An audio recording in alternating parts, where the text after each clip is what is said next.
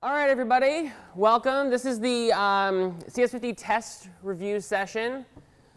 So hopefully that's why you're here. I'm Doug. This is Brian and Maria, the other course heads.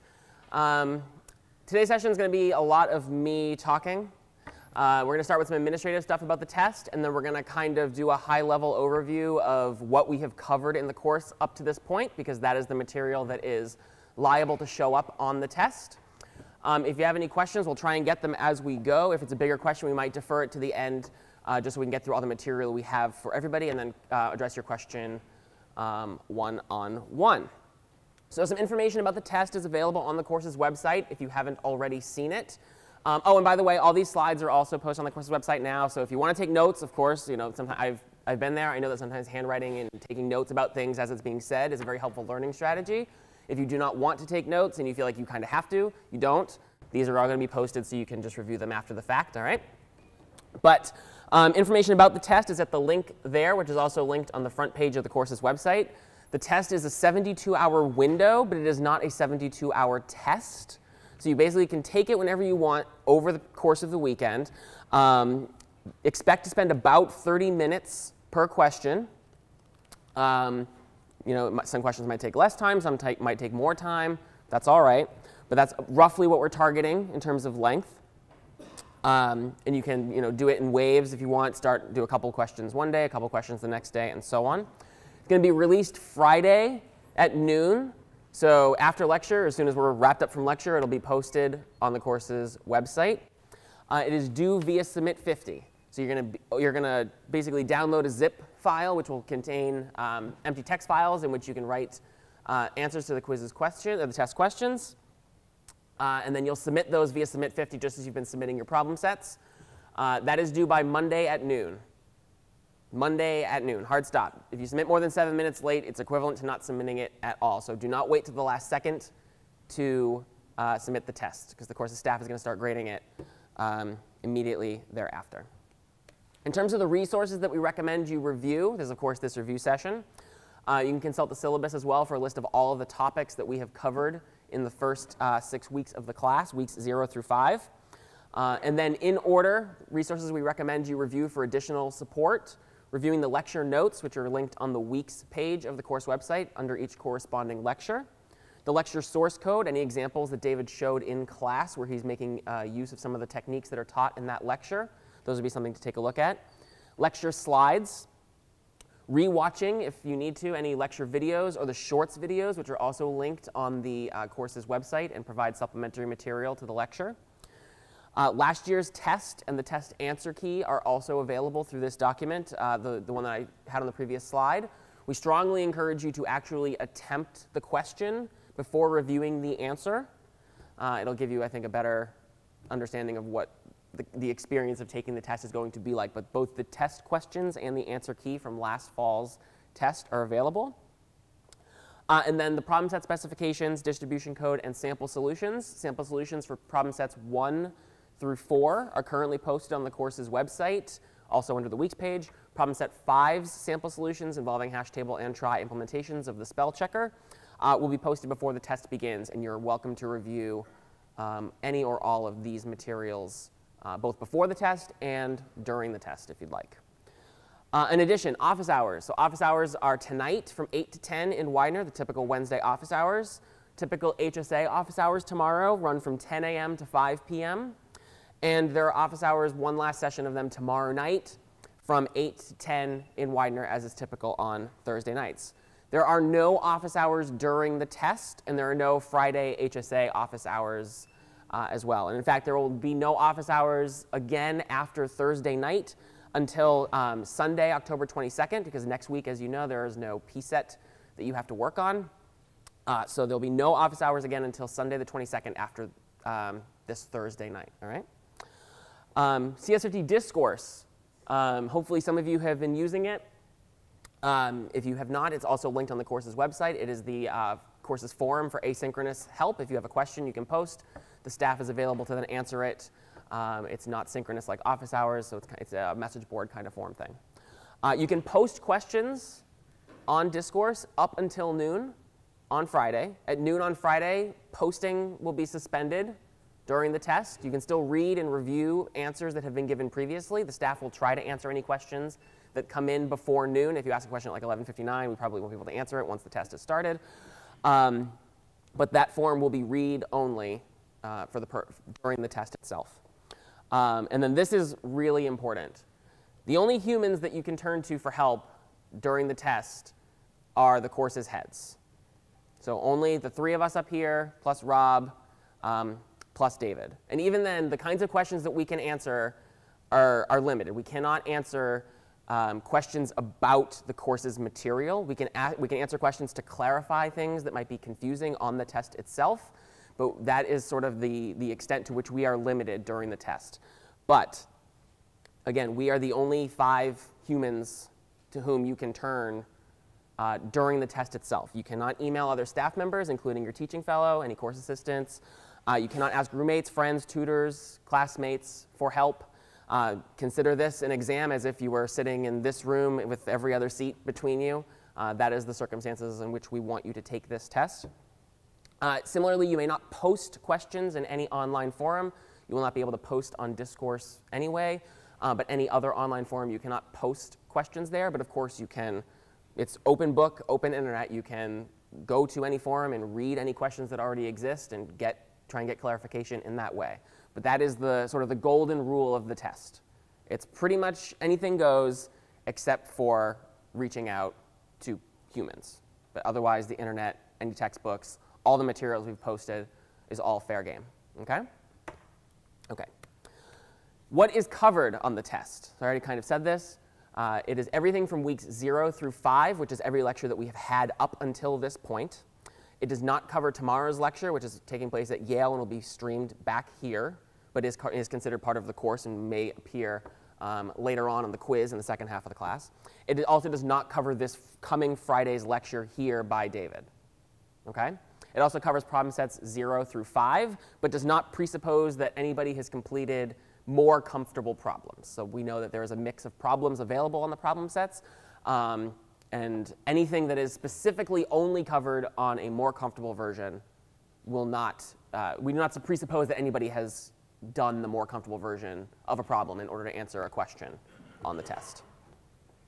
The test will contain coding exercises, but that is not the goal. The goal of this is really more conceptual and not so much show us what you can code, because we've seen that in problem sets. There will be coding exercises. They will not be nearly the scope of the ones you have been completing more recently. They will be much more bite-sized. Again, our target is for you to be able to complete a question in 30 minutes or less. Okay? What questions do we have before we get started about anything, before I start to run down material? Any logistical issues that you'd like me to address? Yes? This is streaming right now. So it'll be available immediately afterwards. It's also available literally right now.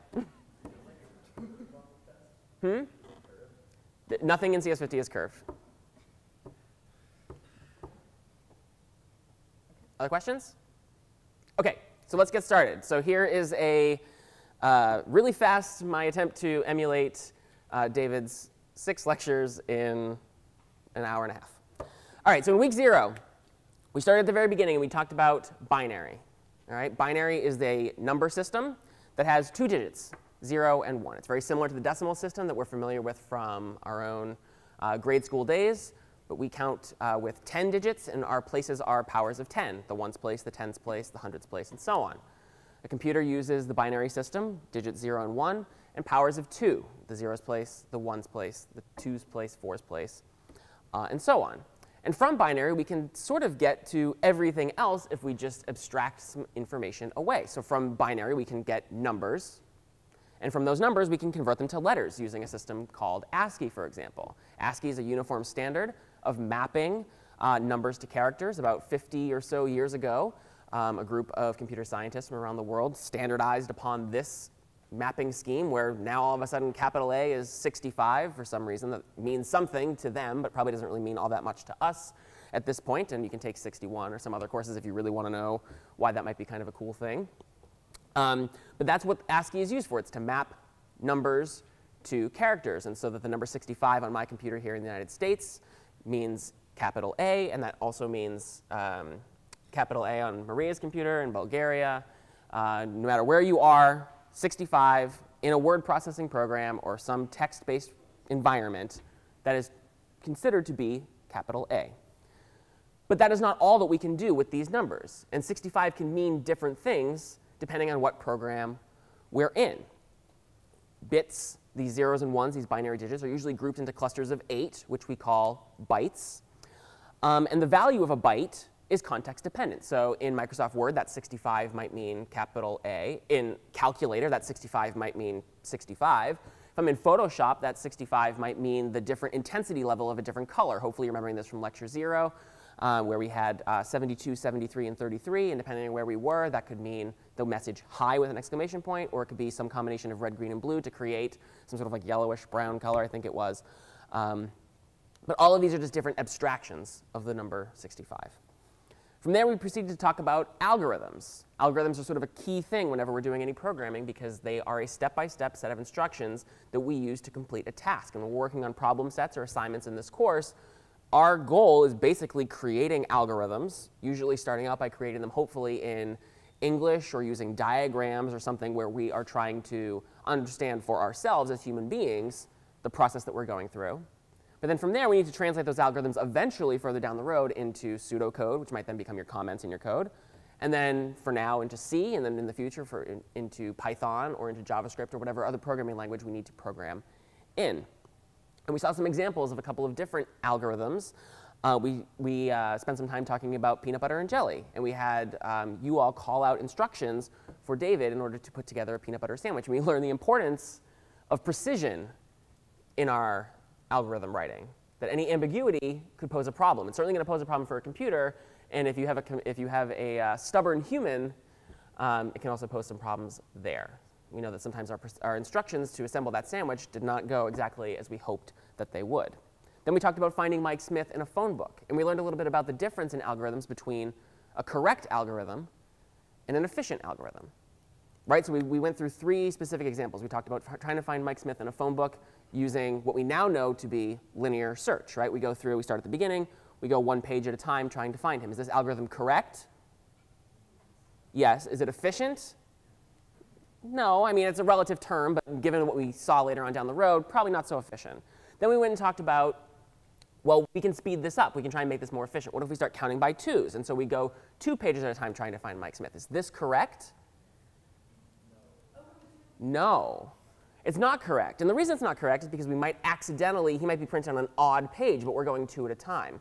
So then we learned about conditions and how we might have to step back in our code. But for that little error, it seems to be more efficient. We're going through it twice the speed.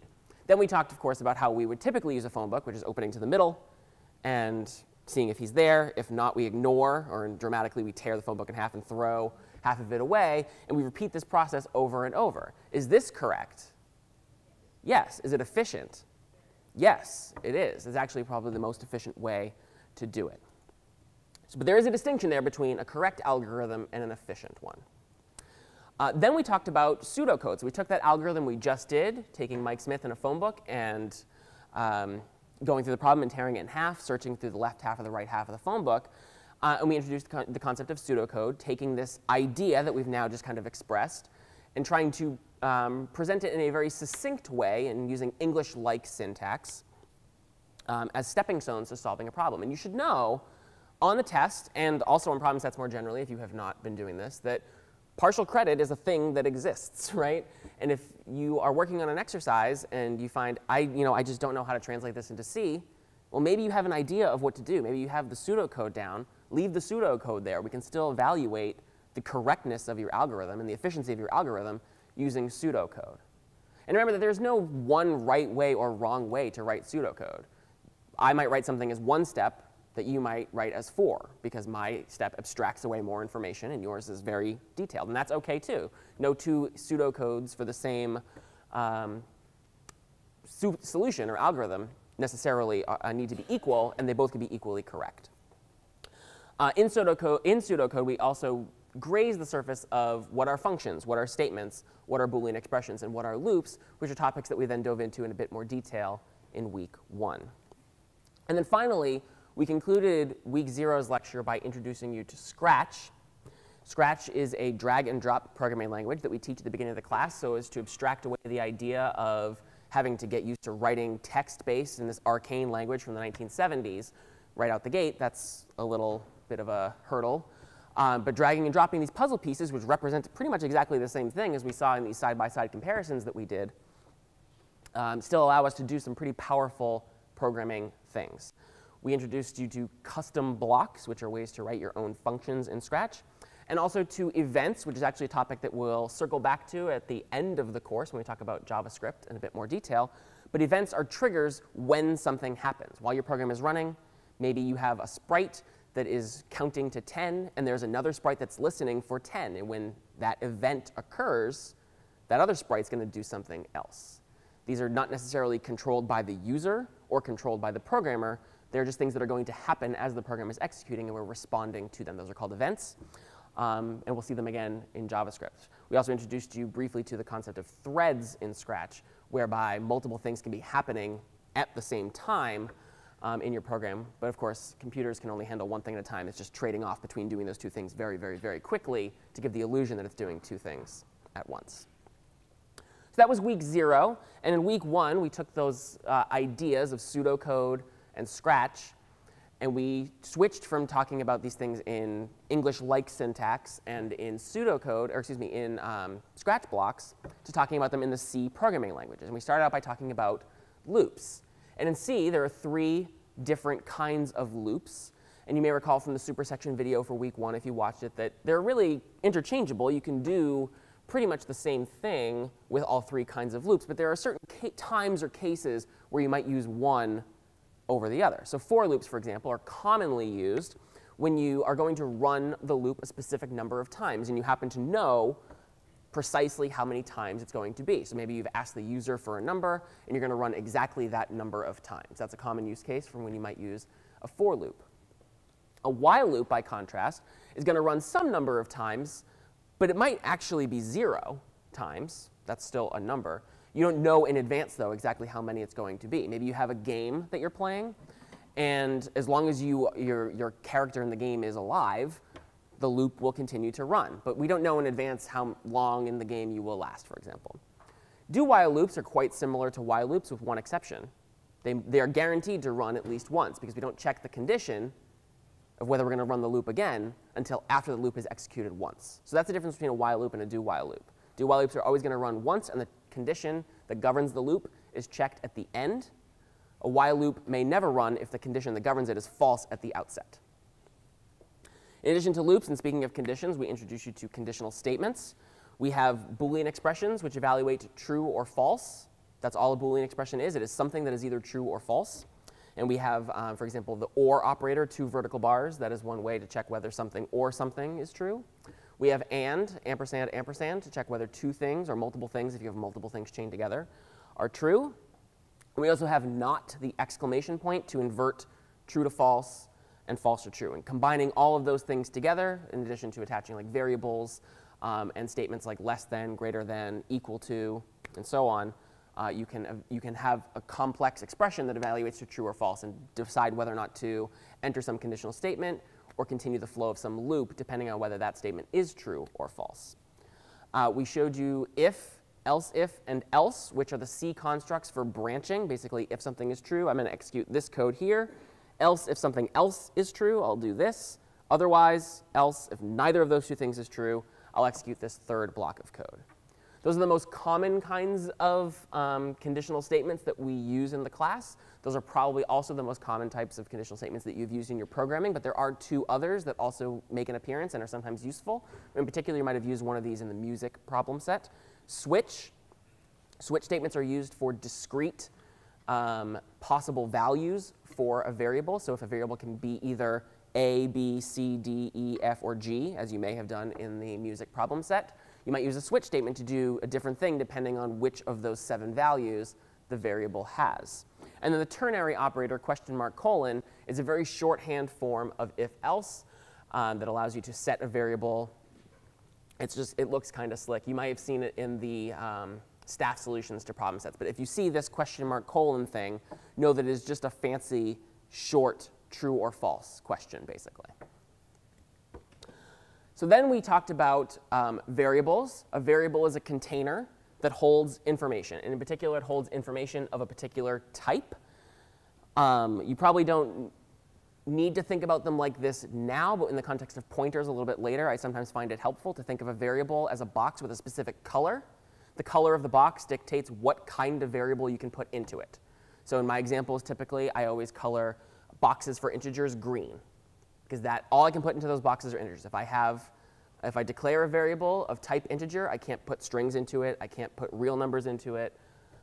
Or I can, maybe, but it's going to cause a problem if I do. It's not going to do what I want it to do. I can only put integers in this green box. In addition, every variable has a name, typically. So that's kind of like if you have a permanent marker, you're like writing on the outside of the box. Maybe this variable is called x. So I have this green box, and I write a big x on the box. Now I have a variable. It's a container. And then when I put something into the container, that's assigning a value to the variable. So maybe I have a piece of paper that has a 4 written on it, and I put that into my green box called x. That's what I would do if I said x equals 4. If I say x equals 5, I'm just taking that 4 piece of paper out, and I'm putting another piece of paper in there. So variables are containers into which I can remove or add pieces of information. Before I use a variable, I need to declare it. That's when I say int x, or some data type, some name for the box. That's basically just kind of conjuring the box and creating it into existence. You can't put anything into a box unless that box exists. Declaring a variable is creating that box or making that box exist. And we use the equal sign to assign values to variables right to left. And when I say right to left, what I mean is if you say x equals 4, the value 4, which is on the right here, gets put into x. So that's what right to left assignment means. The thing on the right gets put into the thing on the left. Remember, this is equal sign. This is a common trip up for buggy situations. Equal sign is for assignment. Equals equals is for comparison. It's a good note to take down. Then we also talked about compiling, which we didn't have to do in Scratch. This is sort of new. Not new, but it's new to us for C. Computers do not understand our source code. Right? Source code is something that humans can read, sort of, if you know how to read it. But computers do not. Computers understand exactly one thing, which is what? Binary. Machine language, which reduces to binary even further. Zeros and ones. So compiling is the process of taking this English-like thing that we're doing in C and translating it into zeros and ones. Make, which is usually what you've usually been typing to compiler programs, make hello. Make is not the compiler here, though. Make is a utility that is used to automate the compiling process, because compiling, sometimes you want to add like extra flags so that you can link in other libraries like the CS50 library or the math library. Clang is the compiler. Clang is what actually does the work of translating your source code into zeros and ones. Computers indeed only understand machine code, zeros and ones, not the C source. And there are 4 steps in the compilation process. We talked about this very quickly in lecture 2. Pre-processing happens first. That's where your pound includes and so on get translated from, or your pound include, if you pound include standard.io.h, you basically copy and paste the entire content of standard.io.h atop your file. And if you have pound define something, it goes through and replaces, sort of like find and replace in any word processing program. The compiling process, then the assembling process, and the linking process. The linking process is where the zeros and ones of the CS50 library, for example, get added to the zeros and ones of your program so that you can use the actual source code that is located in CS50.c, which is where the functions in CS50.h are actually implemented. Okay? Yeah, I think there's a question back there? Yes?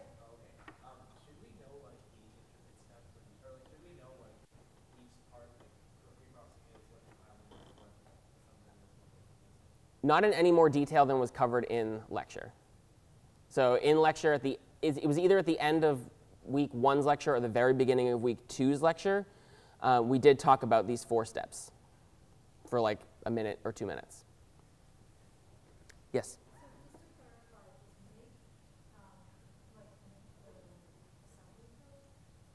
So I'm just going to repeat the question for the camera.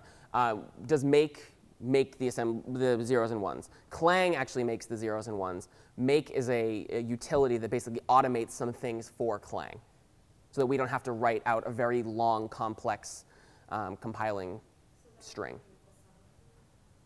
Ultimately, what Clang does is reduces to zeros and ones. There's an intermediate step of assembly code, which assembly code is even more terse instructions that is one more intermediate step between the C source code and the zeros and ones. So as part of the process, Clang does do that, and there are ways to actually stop the process of compiling at the assembly level if you really want to dig into that. And again, I'll save that for 61 or some other class down the road. But that does happen along the way, briefly. OK. Then we talked about data types. So this was kind of not something we had to deal with too much in Scratch. Scratch, we didn't have to specify the data type of anything, any variable we created. But in C, we do. Again, we have these specific colored boxes, and we can only put things of the specific type into those boxes. There are some native data types in C. We have integers, characters, floats, and doubles, both of which are just real numbers, numbers with decimal points in them, and longs, which are just huge integers. There are a couple of additional data types that we use very commonly. Bool, which is actually included in the standard bool library, which we just include in CS50.h anyway, so you don't have to do both. And string, which we defined in CS50.h, and we kind of peeled back what a string was in a couple weeks down the road, which we will cut to in a minute. In week 3, we talked about that. Strings are how we would represent more than one character, basically a paragraph or a word or a sentence and so on. There's also this notion of signed and unsigned types. This may have came up for you in problem set 4 when we were talking about images. Signed data types can take on positive or negative values. Believe it or not, you can actually have like negative characters and so on, which is actually maybe where people got a little tripped up on P set 4. And unsigned can only take on positive values. And then these different data types take up different amounts of memory on our system. So bools and characters each take up 1 byte. In fact, a bool, being true or false, really only needs to take up 1 bit, right, 0 or 1. But we don't have that level of granularity natively in C. So we get the smallest thing we can get, which is a byte. Floats and integers take up 4 bytes. Doubles, longs, and strings take up 8 bytes. And this is sort of an issue that we ran into again in week 3 when we peeled back the layers of what a string is. But strings always take up 8 bytes, even though you might have strings that are very, very long. And we'll talk about why that is in a little bit today. Yes? Why do you use long? If you have a really big number that's going to be, so an integer is 4 bytes, which means you can hold 32 bits worth of data, or roughly numbers in the range of -2 to the 31st power to 2 to the 31st power. That's what you can fit in 32 bits. If you have a number that's bigger than 2 to the 31st power and you want to store it, you need more bytes to do so. And so you would use a long in that case to hold something up to 2 to the 63rd power. So you probably have not had occasion to do so, but that is an option that exists. And doubles also allow you to have more precision after the decimal point.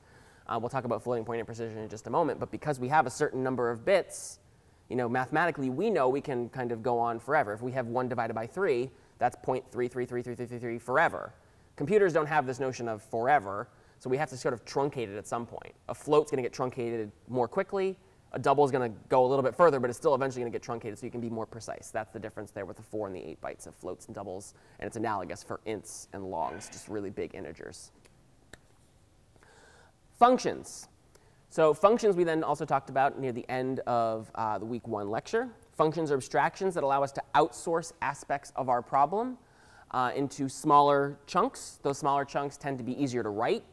They tend to be easier to debug, and they're also portable. If you write something to square a number and you want to write it in your own library for whatever reason, and we'll show you an example of that in just a second, you only have to write that function once, and then you can kind of just carry it around wherever you want. If you wrote everything in main, you don't want to just cart your main function for this program everywhere if you hard code in how to square a number. Now, granted, squaring a number is pretty straightforward, but you can write functions so that this problem is smaller, easier to debug, which is a good thing always, and portable. And there are a couple of things that we talk about in the context of functions. We talk about functions being black boxes. For functions that we use, but we don't know how they work, we kind of just trust that they work, right? Like, how many of us know exactly how printf works? I don't know exactly how printf works, but I can use it because I read the documentation for printf, and it says it will print out a formatted string. I learned what a formatted string was. It's having a string that has like those %s or %d or whatever substitutions we have in there, and it's going to print it out. And I'm just going to trust that printf is going to work. That's sort of the contract that I have with it. And if printf was rewritten tomorrow and it had exactly the same behavior, that doesn't really impact me. I don't need to know that they totally changed all their lines of code as long as the output of that black box is exactly what I expect it to be. With functions, we have this distinction between prototypes, which are sometimes also called declarations, and definitions. We have a distinction between prototypes and function calls. And we have function definitions and declarations and prototypes have return types and parameters. And we're going to go through what all these are right now. So here's an example, very small snippet of code. At the very top here, I have a function prototype. I have to put my function prototype at the very top of my program because inside of my main program, on the second line of the main function, I am making a call to that function, square. If I don't declare or say in advance, I'm going to have some function called square down the road, I'll get a compiler error because the compiler is going to go through my code and say, I don't know what this square thing is, so I can't compile the program. So basically, all I'm doing at the top there is prototyping or declaring my function and saying, I will define this, I promise. By the end of this file, it'll be there. Just trust me for now that it'll work. Then, at the very bottom, below the main function, I have my function definition. Function definitions you can usually tell because they are enclosed in, they have curly braces. And inside of those curly braces, you're defining the behavior of the function, or basically what you want to happen inside of the black box. Okay? And in there, I'm returning n times n. This is consistent with sort of the contract, the black box of the function, where I'm saying I'm going to square whatever gets passed in. N times n has the effect of squaring that number. Yes? It's called a prototype or a declaration. The first line at the top there, int square, int n, semicolon, the one ending with a semicolon, called a function prototype or a function declaration. This is a function definition. This blue, what's up there in blue right now, this is the function definition for that same function. Yes? An abstraction is basically any, that's a very hard question. An abstraction is basically any code that we write or any idea that allows us to move up a level, right? So if I'm thinking, if I tell you I want to square a number, saying I want to square a number is itself an abstraction. I'm conveying an idea. And I'll show you that there are multiple ways that I can square a number, and it doesn't really matter to you exactly how I do it, as long as I tell you I'm going to square this number. By the time it's done, I'll hand you the squared number. But you don't necessarily need to care about the underlying implementation. At the end of the series of slides, I'll show you 3 different ways that I could have implemented the square function. And you may never have seen that because I've abstracted that piece of information away from you. You don't need to worry about how it's implemented behind the scenes. This line in blue, this little section in blue here now, this is a function call. A function call looks different than a function prototype and a function definition because it lacks a data type. I am no longer saying int square, right? I'm now just using the function, and I'm passing in x. I'm passing in some information. So a function call, you don't specify anymore the data type of the function when you're using it. You're just passing in the information it expects. I know this is going to work because square's return type, now highlighted here in orange, is an integer. And when I make my function call on the second line of main, I'm assigning the return value of that function, what it's going to output, to be stored in some integer box. So some green box called squared is at the ready, waiting for whatever gets spit out of my square function, which is going to be an integer, to be put into the box. All right? So I'm doing exactly what the function wants me to do. I have an integer variable waiting to sort of capture the output of that function. In addition, I'm passing in a parameter of the correct type in my function call. The parameter being passed into square is of type integer. Int n is in the function prototype and in the function definition line at the very top. And n, in this case, I'm calling it x in main, but it is an integer, and I'm passing an integer into this function. So I'm again, using the function properly. Now, I could define square as n times n. If I knew about the math library and I had pound included math.h, I also could have implemented my square function like this. Return pow n comma 2. The pow function in math.h raises the thing on the left to the thing on the right power, so n squared. Again, I've abstracted this away. The fact that I implemented it like this doesn't really impact you as long as you're using the function the way I say you should. And I could also have implemented it like this. This is small to read, but now I'm using a loop where I'm adding n to itself n times. Again, maybe not the best idea in the world, but it still does what I say it's going to do. My implementation might be bad, but that's abstracted away from you again, sort of the contract. I told you this function is going to square it. Doesn't matter how I do it, whether I multiply n times n, whether I raise n to the second power, whether I add n to itself n times, as long as I somehow get to n squared at the end of the day. Finally, near the very end of week 1, we introduced you to 2 problems related to integers and floats. The first we've already kind of covered, overflow. Integers are only 4 bytes wide. We only have 32 bits to work with, which means we can't store any number equal to or greater than 2 to the 32nd power. And even then, that's only if we don't allow negative numbers. Usually in our math, we want to use negative and positive numbers. So we have to give half of our range to negatives and half to positives. So if we have unsigned integers, we can go from 0 to 2 to the 32nd power, minus 1. We can get really close to the 32nd power.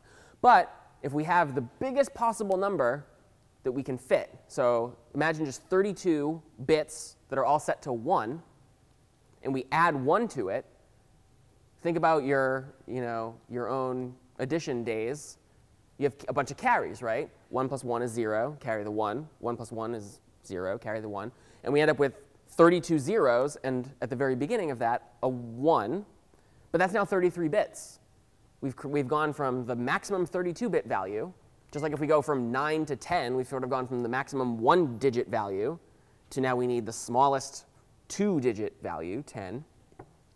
Similarly here, have we gone from the biggest 32-bit value to the smallest 33-bit value. But integers are still, no matter how much we want them to be bigger, only going to be 32 bits. And it just so happens that we're only going to take the smallest 32 bits. So that 1 gets dropped off. We ignore it. So the next number after the biggest possible integer is 0. It's basically rolling over the odometer and not having one more digit at the ready to catch that 1 that rolled over. We can sort of address this problem if we introduce the concept of a long. We can get up to 2 to the 64th power almost. But again, if we need to somehow add a 65th bit in that situation, we're going to have the same problem. And we can't escape that anymore. Imprecision is a similar issue. This one relates to floating point numbers. And the example I gave earlier about 1/3 is sort of the canonical example we would use. If we're trying to express the concept of 1/3 using decimals, so not using fractions, we have 0.33333 forever. But a computer doesn't have forever. A computer has 32 bits. Or if it's a double, it has 64 bits. But that's the best we can do, which means at some point we have to truncate that thing. Which means we can only ever get close to 1/3. And we can usually get close enough for most purposes. But there can be cases where we need to be more precise. And we saw the example of the missile trajectory video in lecture 1, where that imprecision made a difference. So just know that that is a problem. Similarly, if you try and even print out 1 divided by 10 in your IDE to some arbitrarily large number of decimal places, you will find after like the 7th decimal place, it's 0.1000094, blah, blah, blah, right? Like, doesn't really impact us because we don't need 8 digits of precision after the decimal point for most math that we're doing. But these imprecisions can accumulate and add up. Yeah? So the difference between floats and longs. Floats are for real numbers, so numbers that have decimal points in them. Longs are very, very big integers, whether positive or negative, but magnitude of the value. Doubles are very similar to floats, but have much more room after the decimal point, basically. You can be more precise after the decimal point. So floats are to doubles what ints are to longs. Okay? Yeah. Let's save that question for another time. It goes a little beyond the scope, but it's more complicated than you think. OK. So week 1 had 2 lectures in it. So this is week 1 continued if you're trying to follow along now with the course materials. Week 1 continued is the Friday lecture that we had that week. This week 1 was the Wednesday lecture from that week. In week 1 continued, we introduced you to the concept of bugs, as well as some tools for trying to fix those bugs. And surely, if you're anything like me and you've started out programming and you've never programmed before, you probably saw, if you're me, all of these errors at some point in your CS50 experience, and that's all right. That's part of the process.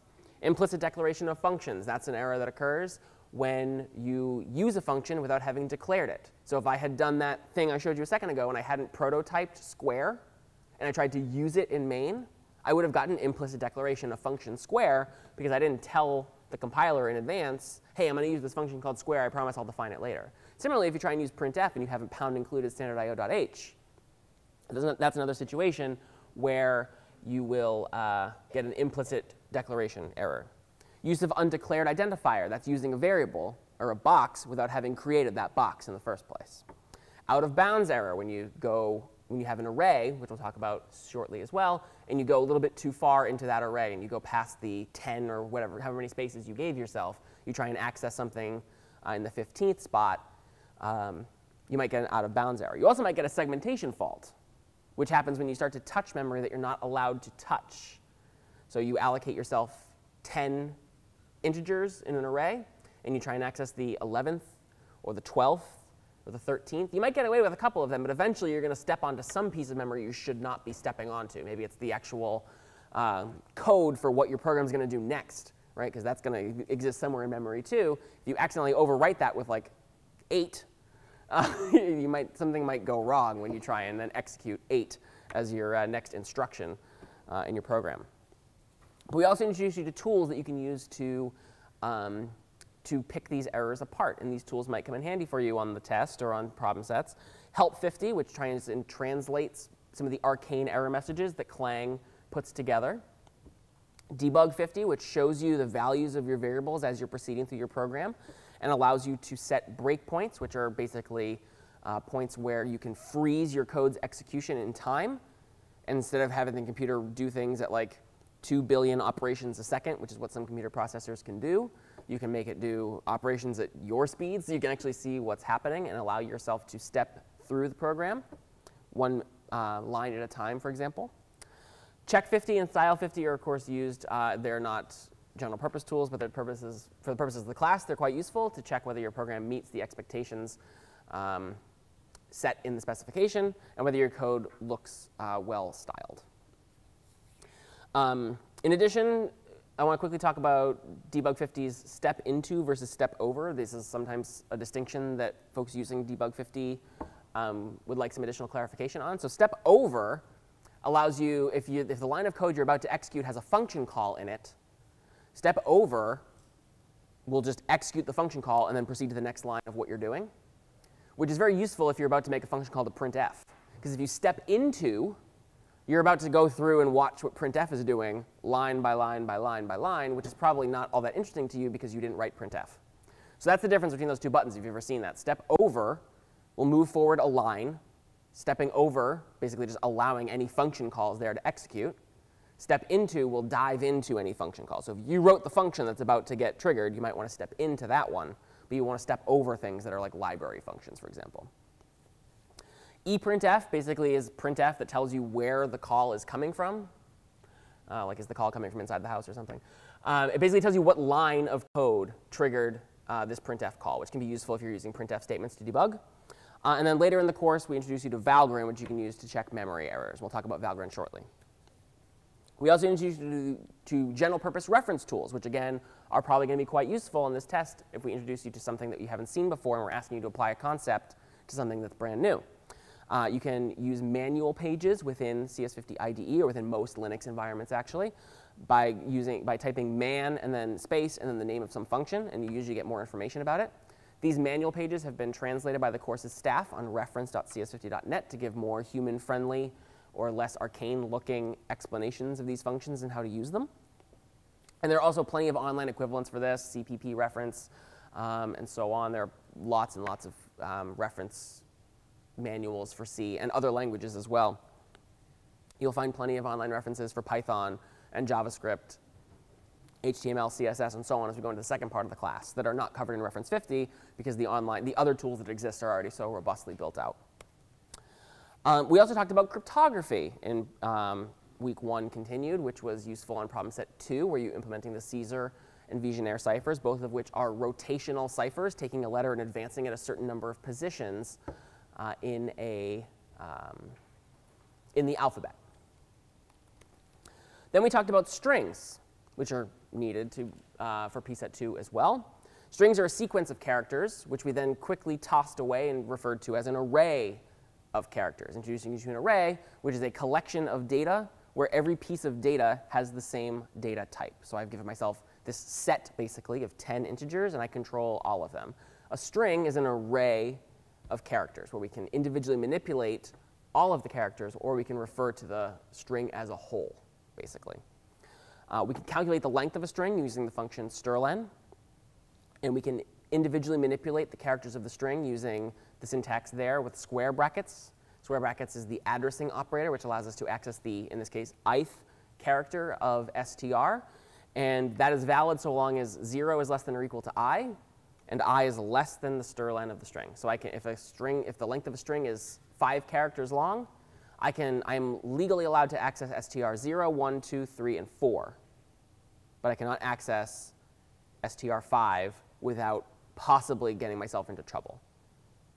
Because if I don't have access to that, or it's somehow beyond my control, I could be seg-faulting by touching some piece of memory I'm not supposed to touch. Now, in the case of a string, we happen to know that str5 is actually going to be a \0, which is the character that we use to terminate strings. But str6, str7, str8 in this example, we have no idea what happens to be in memory at those spots. So we got to be really careful if we're going to start to play with them. We talked about typecasting. Typecasting allows us to basically convert one data type to another for temporarily. It's not a permanent effect. But it's the fact that typecasting exists is what allows us to do the math that we did in the Caesar and Vigenère problem sets. Right? It's kind of a weird concept to think about capital A plus 1.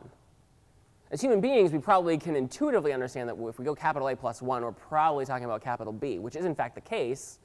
The only reason that's the case is because capital A and capital B are next to each other in the ASCII table. So we're going back to this idea of ASCII again. 65 is capital A. Capital B is 66. So when I say capital A plus 1, I'm basically temporarily saying, A, you're an integer for a moment. You're 65 now. Then I'm increasing you to 66. And whatever just happened, we're going to go back to a character again. So for purposes of this calculation, I'm temporarily changing you to an integer, and then we're going to be back to a character. That's the idea. We can also do explicit typecasts by putting a parenthesis and then a type name in front of a variable. So if I have char c, semicolon, if I want to temporarily cast it to an integer, I can say this, int, in parentheses, c, and then I'd have some other code here to do something with it. But that is an explicit typecast. You don't have to explicitly cast data types if you're doing math with them. You didn't have to do it in pset 2. But know that that is an option if you need it for whatever reason. And finally, we ended week 1 continued by talking about command line arguments. Command line arguments, we take the prototype for main, which up until this point in the class had been int main void, basically meaning the function main returns an integer and takes no arguments, to instead int main int argc string argv square brackets. So basically, we're passing 2 parameters into main, the first of which is an integer called argc. The second of which is an array of strings called argv. Argc tells us how many things the user typed at the command line. And argv is an array that collects all of those things, so we can do something with them. In the case of Caesar or Vigenère, we took the second command line argument, and we did something with it. In the case of Caesar, we transformed it from the string 15 into the integer 15, for example, using a function called a to I. And with Vigenère, we checked to make sure that all the characters were alphabetical characters, and then later on we used those characters to decide how far to shift letters in the alphabet. But the only reason we could do that is because we changed our prototype for main. We said main is now going to take these two parameters, argc and argv, so that we could then use those parameters in our program. Questions up to this point? Yeah, in the back.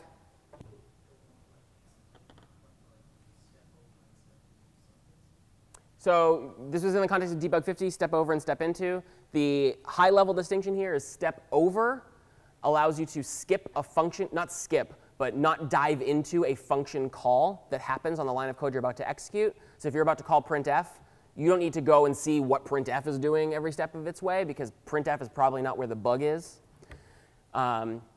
Step into, by contrast, will make that sort of dive into that function and do something with it. And you would want to step into a function call only if basically you wrote that function and you think the bug might be there. Otherwise, step over will just allow that function to do whatever it's going to do, and then we'll just go back to where we were.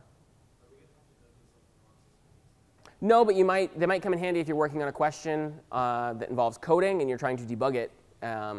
It's a useful thing to know. There was a question here too, I think, unless that was the same question? Same question. OK.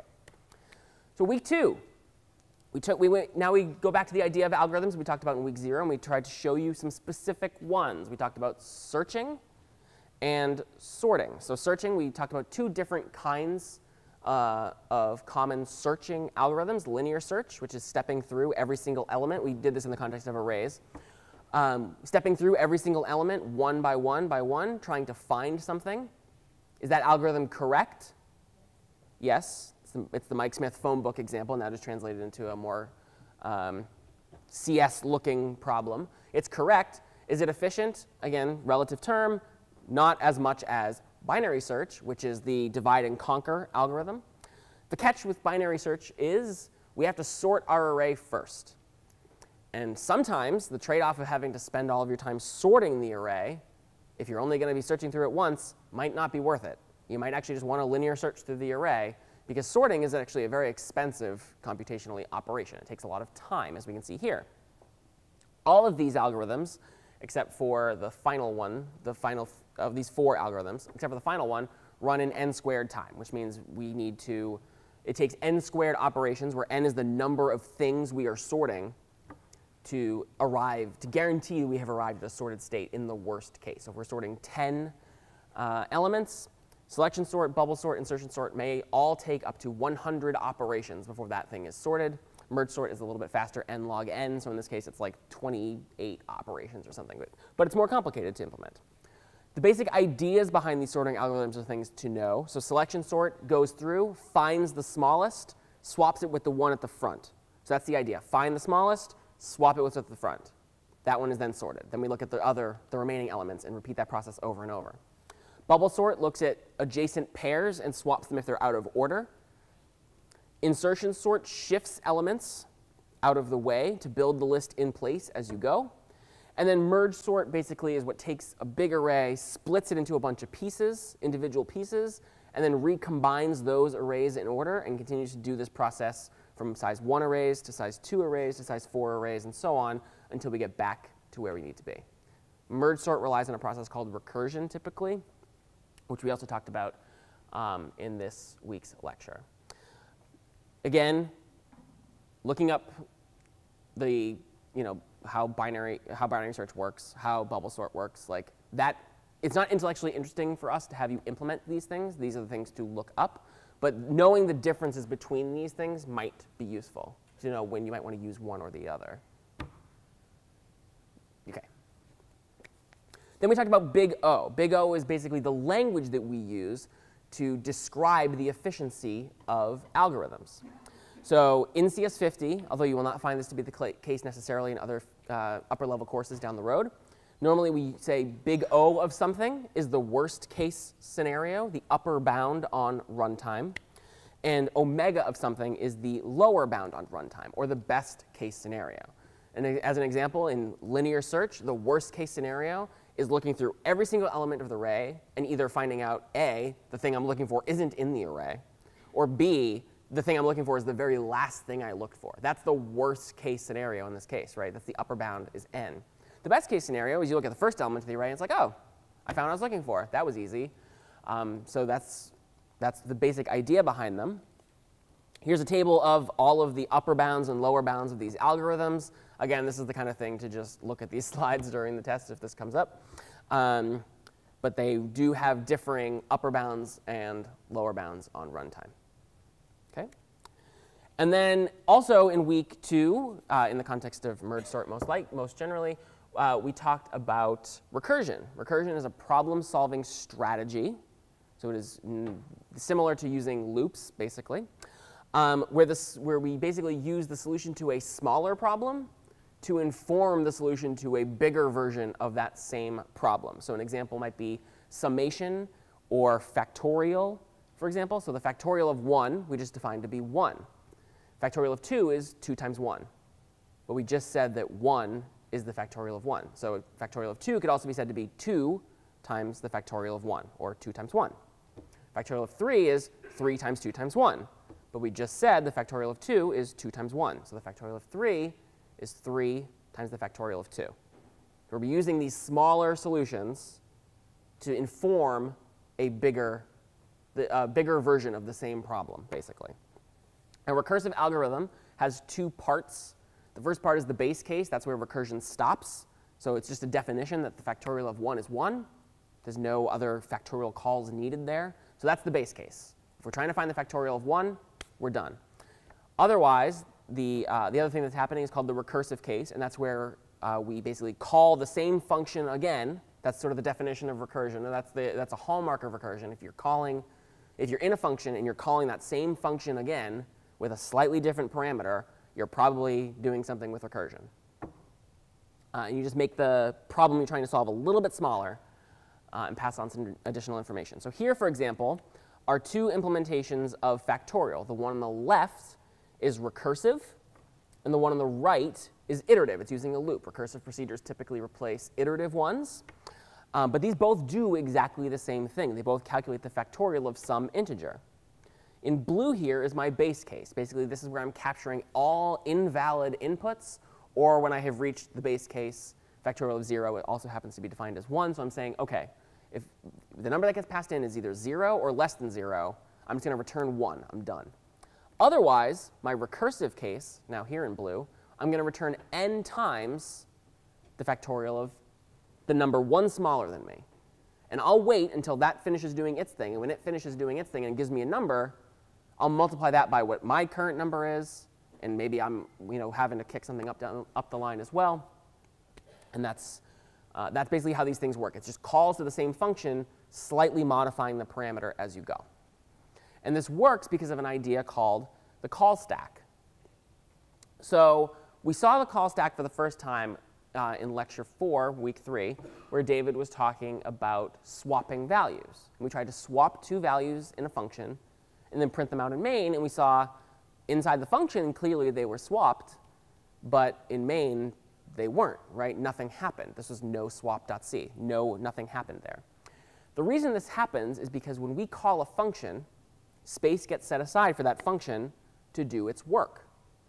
All right? Functions also take up memory. The computer has a certain amount of memory. Our variables take up memory. But also functions take up memory. They need space in order to do the work that we're trying to do. And so every function gets set aside a piece of memory in which to do work. And when another function call happens, a new frame, which is what we call these pieces of memory, gets created. And you can think about it as kind of like being put on top of the other one. And it's only the function that's at the very top of this stack that is active. Everything else is sort of on pause where it left off. That's why recursion works. All those functions aren't continuing. All those, say, what we were trying to call like factorial of 5, right? So factorial of 5 calls factorial of 4, which calls factorial of 3 as part of its work.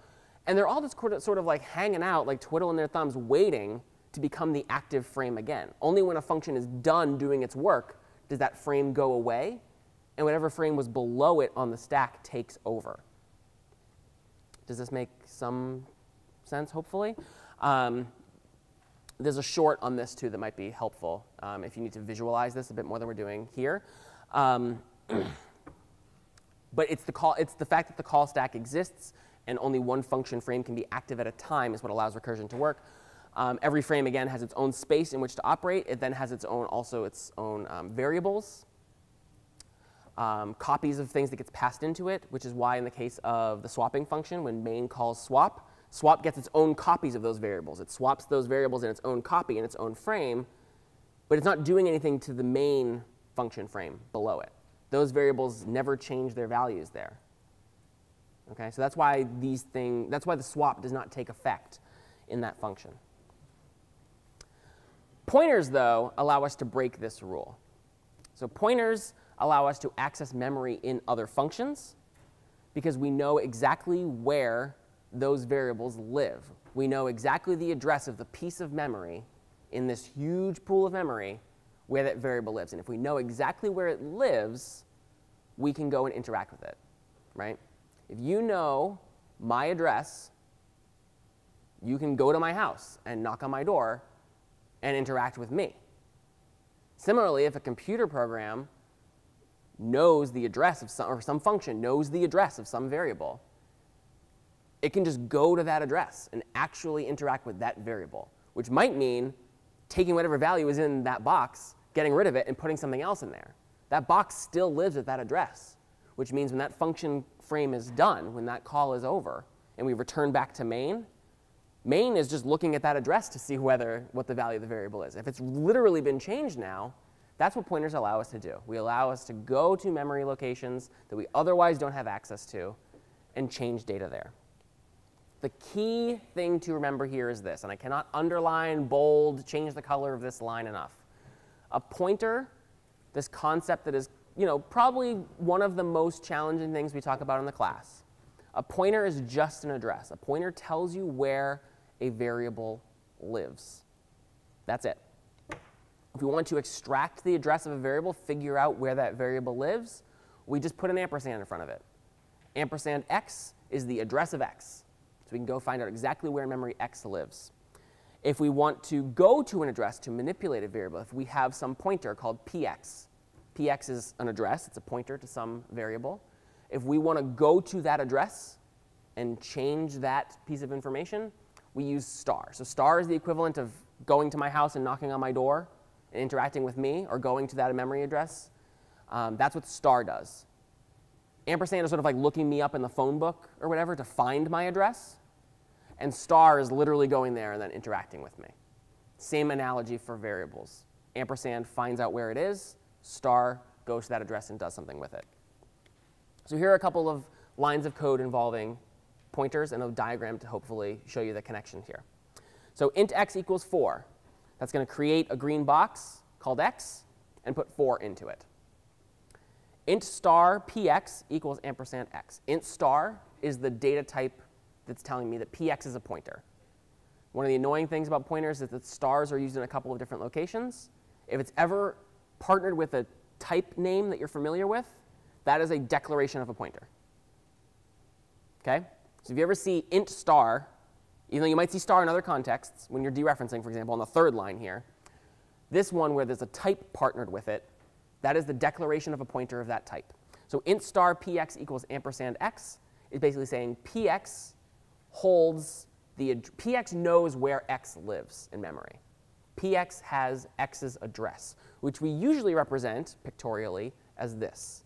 Really, what it is px has some number in it, some big number, that represents literally which address in memory x has. If x lives at address 100,000, then px is really just an integer with the value 100,000.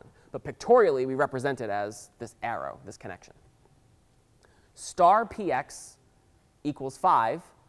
Again, if we'll just continue the example of px has x's address is 100,000.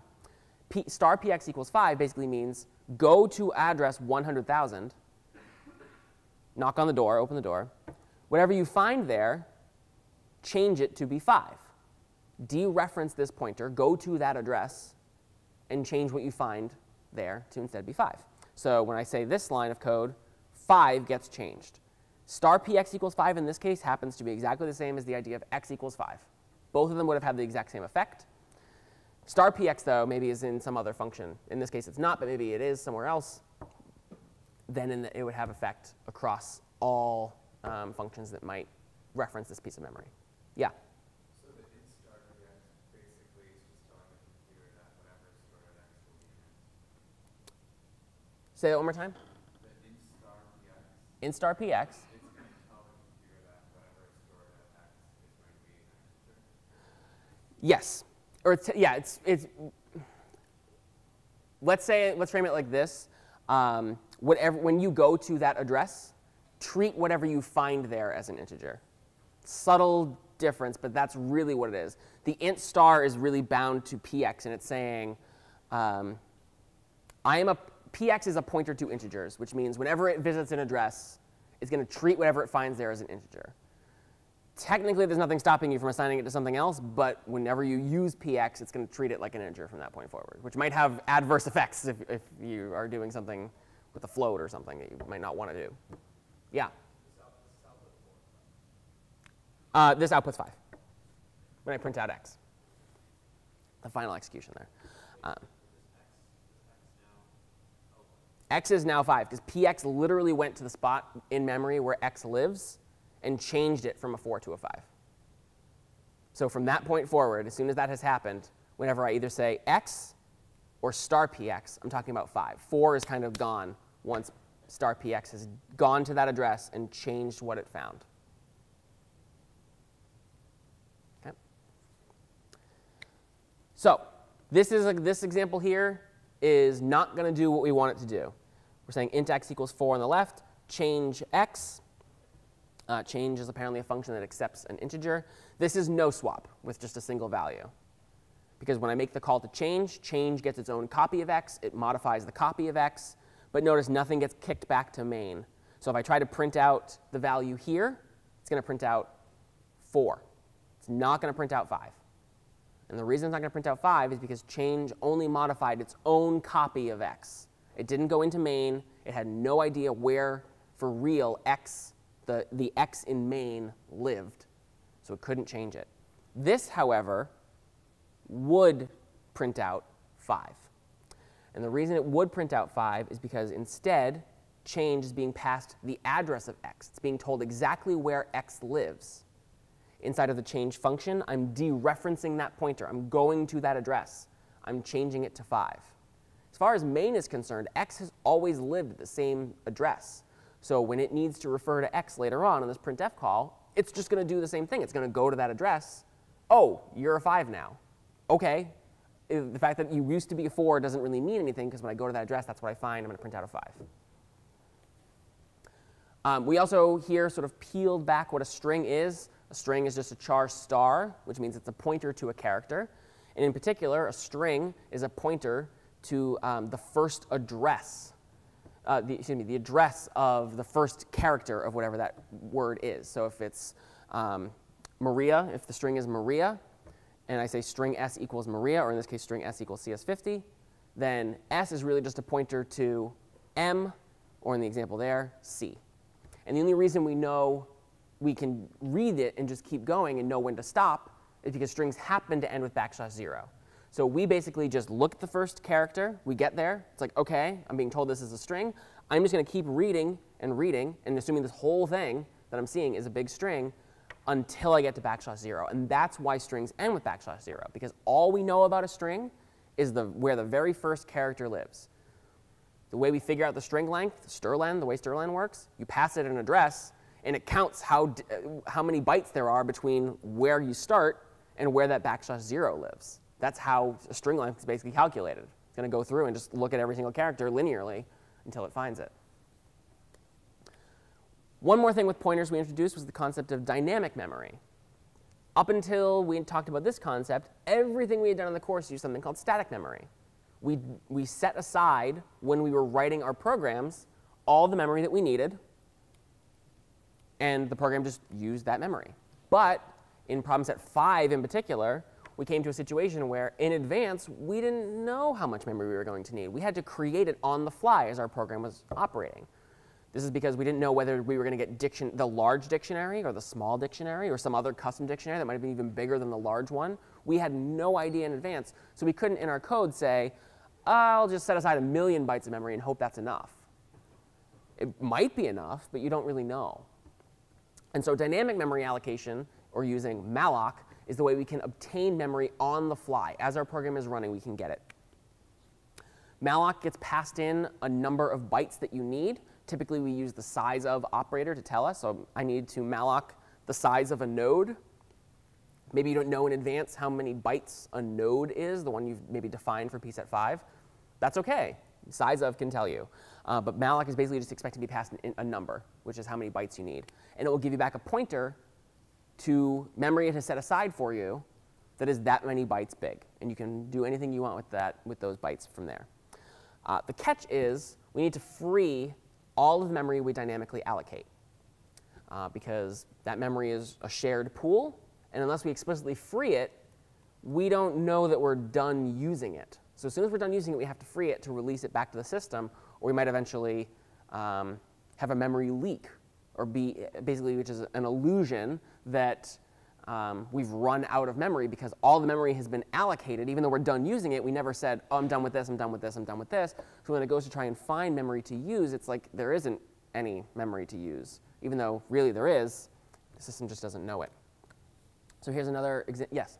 Going back to strings redux, why is it that strings are always 8 bytes regardless? Good question. Thanks for reminding me of that. So the reason that strings are always 8 bytes is because addresses are always 8 bytes on a 64-bit system, 64 bits being 8 bytes. And so really, the string itself, we know, is going to be however many. Each of the individual characters takes up 1. But when I say string s equals CS50 here, s is just an address. S, behind the scenes, the string is a char star. So s is an address. S is always 8 bytes. It happens that CS50 is 4 bytes. Those are the actual characters. But the reason strings are always 8 is because an address is always 8. That's all. If you have a string that is 15 characters, it's still going to show up as 8. But when you actually go through and look at every single character, that's where the 15 comes from. It's still taking up 15 bytes, 1 for each of those characters. But saying size of a string doesn't tell you that. You really need to use strlen to figure that out, because you have to go through and find all the individual characters. Great question. Thank you for reminding me. OK, so it's a very similar example to what we had a second ago. Int x equals 4. Similar example we've seen. Green box called x, put a 4 in it. Int star px equals ampersand x, same as before. Px is a pointer that points to x. Px basically has x's address. Int star py equals malloc size of int. So in this case, what I'm doing is my program is now running, and I need to create memory on the fly. This happens in 2 steps. The first thing that happens is I get something called py, which is a box that's going to be ready to hold some address. And so that's the thing that's happening on the left of this line of code. Malloc size of int basically goes and finds 4 bytes for me and tells me where in memory to find them. So py has the address of this otherwise anonymous chunk of memory. It doesn't have a name like everything else I've given to it. That's usually a clue that something is mallocked, or there's a difference between the stack and the heap, which we'll talk about in a second. If something has a name, it's usually on the stack. If something does not have a name, it's usually on the heap. Py I gave a name to. Py is something on the stack. It's a piece of memory that's going to hold an address. But the address that it holds is telling me where this 4 bytes I just allocated lives. Those bytes live on the heap. The stack and the heap are just one big pool of memory. But that's what's happening here. So the first thing is, basically what happens on this line is malloc goes and finds 4 free bytes of memory that I can use, tells me the address of the first of those 4 bytes, and puts that address into py, which again we usually just represent as an arrow. Star py equals 5. I go to that address. I change what I find there, which is in this case putting a 5 into the box. There is a difference between this line of code in blue and this one in red. If I say py equals 5, the difference here is I now say, remember, pointers are just addresses, right? So int star py is expecting to hold an address. If I say py equals 5, py is now pointing to the chunk of memory at address 5. That's the difference between the star and not using a star in this case. Star py equals 5 goes to whatever address is in py and puts a 5 there. If I say py equals 5, py, that arrow, now points to memory address 5, which is probably not good. Something bad's about to happen. But we have no idea what's there. And we've just sort of disconnected this other thing, and we have no way to get back to it anymore. The only way we had before was py.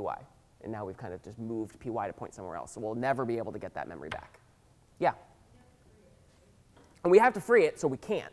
So if we were to run Valgrind on this, we would find that we have a leak of size 4. We have a block that we were not able to. Here? So the next thing I would have, assuming I was done, if I free py as the next line of code, that box just kind of disappears, and I have now safely released all of the memory that I dynamically allocated back to the system.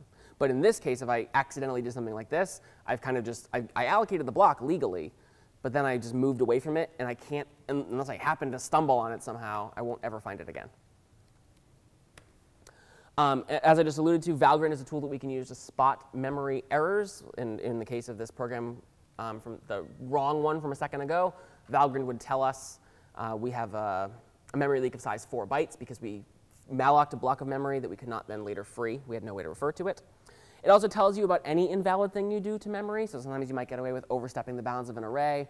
Most people use the Valgrind, there's a ton of verbose output that Valgrind spits out. And it's usually the stuff at the end that is the most interesting, like how many bytes are freed, whether there are possibility of any leaks, and so on.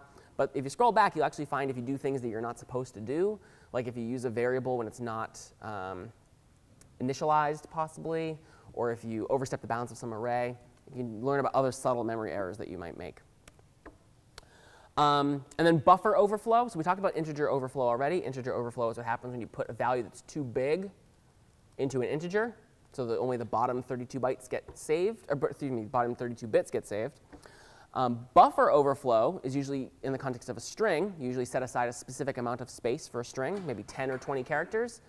If you try and write 40 or 50 characters into that string, C is not going to stop you. Other languages might stop you, but C will not.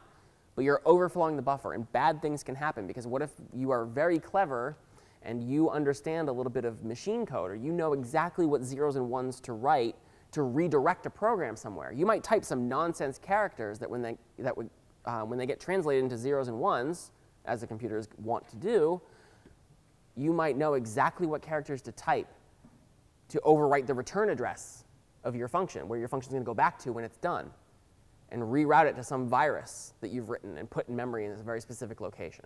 So that's the danger of a buffer overflow, is using the fact that function frames exist, and function frames tell you, like, when I'm done executing, I'm going to go back to this address for that function to pick up its work, and so on. That's the danger of overrunning the bounds of some string that you set aside. And then we talked we've been talking about memory anyway, but memory is just one huge array of bytes. You can think about it like that. We've shown the diagram of the actual chip of memory with the grid sort of overlaid on it a bunch of times. Memory is just a huge array of 1-byte cells. And just like any other array, every cell has an address, which is how pointers work. And every cell can hold 1 byte's worth of data, or 8 bits worth of data. We arbitrarily sort of divide this chunk of memory into 2 units called the stack and the heap, which are really just 2 segments of the same huge block. But we just say one of them, the stack, goes this way, and the other one, the heap, grows from the top. But it is still just one pool. So the stack could take up most of this chunk. The heap could take up most of this chunk. If they collide into each other, you've run out of memory. That's a segmentation fault possibility as well. If you use literally all of the memory that you could possibly use, which can happen, for example, if you have an infinite process that is like running away, or you have some recursion where your base case isn't quite correct, and so it just keeps recursively calling over and over and over and over and over, and every time you make a call, a function frame gets created and created and created, you can eventually run out of space, and that's a way to suffer a segmentation fault as well. All right. Getting there. 30 minutes left. All right. Week 4. Week 4, we talked about files and file operations, because in week 4, we were starting to introduce you to concepts that were going to show up on problem set 4 for working with image files.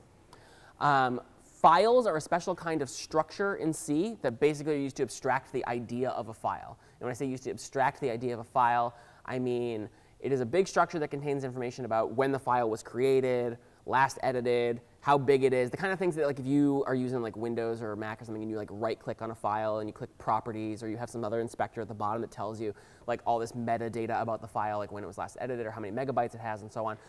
All that sort of information is bound up in this idea of a capital F, capital I, capital L, capital E file that we see in C. In order to get this file, and that's how we work with them, is by passing basically pointers to these structures around. We'll use fopen to get one in the first place, to get a pointer to a file so we can then work with it. Fclose when we are done. And then there are two basic things we do with files for the most part. There are things you can do with them that are more subtle than this, but for our purposes, we tend to either read from files, and there are several ways to do that: fgetC, fgetS, fread, fscanf. fgetC reads one character at a time. fgetS reads one line at a time. fread reads some arbitrary amount of bytes at a time. You decide. Fscanf is looking for the next few bytes in the file that match a particular format string. So it's sort of like printf, where you're looking for, if you pass in %s to printf, it's going to print out a string. If you pass in a %s to fscanf, it's going to look for the next thing that looks like a string. If you pass in %d into fscanf, it's going to look for the next thing that looks like an integer and return that to you. Writing to a file, opposite functions. fputC, write a single character. fputS, write a single line. fwrite, write some arbitrary amount of information. This is what you did for PSET4's recover problem, where you were reading and writing arbitrary blocks of 512 bytes from the JPEG. fprintf, which is basically to printf for files if you want to print formatted stuff, where you're doing substitutions of variables. Use fprintf. And then there are some other operations you can use. fseek is sort of like rewind and fast forward through a file. One of the things that a file pointer structure contains is where you are in the file. Or sort of think about it like if you're editing a text file. It's like the blinking cursor that shows you where the next character you're going to type is. It's sort of the same idea with the file position indicator for a file here. And you can use fseek to change the position of that and rewind and fast forward. ftell tells you exactly where that is. So if you call ftell on some file, it's like, oh, I'm 904 bytes into this file, and so on. feof tells you whether you've reached the end of the file.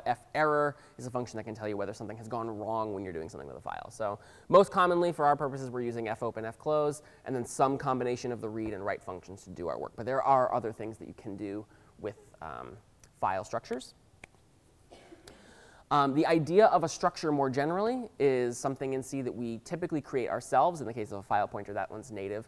But it allows us to encapsulate data, wrapping it into a single unit, right? So the canonical example I'll show you in a second is that we usually group students as being, you all have names, and you all have houses, and you all have class years, and so on. And all of these things are sort of related, but they're two different strings, and one of them is an integer, and so on. And we want to put all of that together into a single unit, because that is what comprises you. And so the structures allow us to sort of group related data together. You might group, like, for a car, you might group, like, the license plate number and the make and the model, and so all of that into one big structure where you can manipulate the individual fields. That's the use case of a structure. We can use the dot operator to access a structure's fields or members. So if a structure has several parts, as we'll show you in a second, we can use the dot operator to access the individual parts within that structure. If we have pointers to structures, we can use the arrow operator instead. So typically, if a pointer to a structure, the typical rule when we have a pointer is you dereference it first, then you access it. So we could dereference the structure pointer and then use the dot operator on what we just dereferenced. That works fine. It just so happens that pointers to structures are so common in C that there's a native syntax for this, which is the arrow operator, which allows you to just do this in one fell swoop. Dereference the thing on the left of the arrow, access the field on the right of the arrow. Typically, when we're defining structures, we use typedef, which is the C keyword for defining a custom type. Technically, you don't have to use it with just structures. You can typedef an int to integer. If you want to spend more time writing the word integer for whatever reason, typedef int integer will be valid C technically, and you can then use integer everywhere you would otherwise use int. It's basically typedef old name, new name. So typically with structures, we typedef, and then we define the structure, and then we give it a name that's more permanent. And structures can be used, as we did, to organize image files. We created this new structure for you in PSET4's whodunit and resize called an RGB triple, which is sort of an arbitrary collection of 3 bytes, where one was the red part, one was the green part, one was the blue part, and we manipulated those because we're writing a single pixel at a time. We're not usually writing the red part and then the green part and then the blue part. We're writing the whole pixel at once. So here's an example of a student structure. So students might have a up to 20 character name, an up to 20 character house, a year, and a GPA. So for example, with Maria, I might use the dot operator to copy Maria into Maria's name field using the dot operator. I might use copy. Arrow operator instead, In this case, I'm using the dot operator because I have literally declared a struct student. If I had declared and said struct student star Maria, I would use the arrow operator here instead of the dot operator, because I would have then a pointer to her, and I would have to malloc, in this case, the structure as well. Maria.year equals 2018, and Maria's super smart, so her GPA is 5.0, but I can put that in there as well. And notice that all of the things that I'm putting into the structure correspond to the correct data type, so I'm putting a string into Maria.name, I'm putting a string into Maria.house, I'm putting a year into, I'm putting an integer rather into Maria.year, and I'm putting a float into Maria.GPA. Again, if I had a pointer to this structure instead, so if I had said struct student star Maria equals malloc size of struct student, then I would need to use the arrow operator from that point forward to access, because I would have to dereference the pointer first before I accessed the field. Okay? In week 4, we also talked about linked lists, and we, yes? So back to the struct. So when we were doing doing lists and stuff, we were defining nodes. You had node and arrays. Yes, so that was in the context of a type def. So I'm not doing a type def in this example, but if I was creating a shorter name, I might have said instead type def, struct student, all the stuff that's there, and then at the very end, I might have called it like student, semicolon. So why would you use a type def versus If you want to have a shorter name. In this case, this example is I'm only using one structure.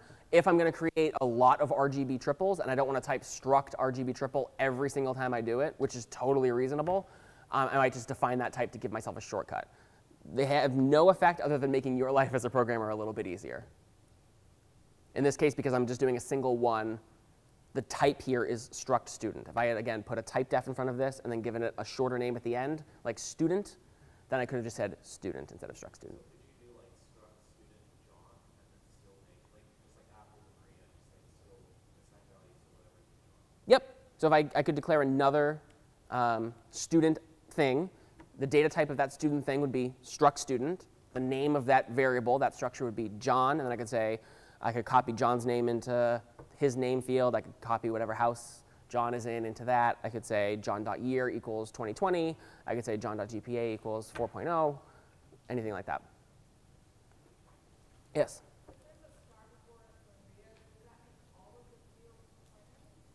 No. In that case, Maria is a pointer, the structure itself.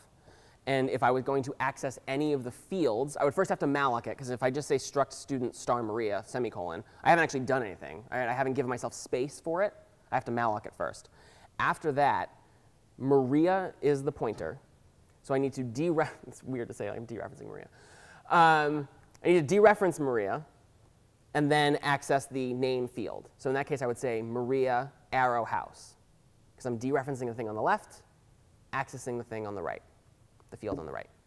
Just a small note. I think it is the other way around. What do you mean? Yeah. So should we just tell them so it's not confused? So like. Hold on. Here. Okay.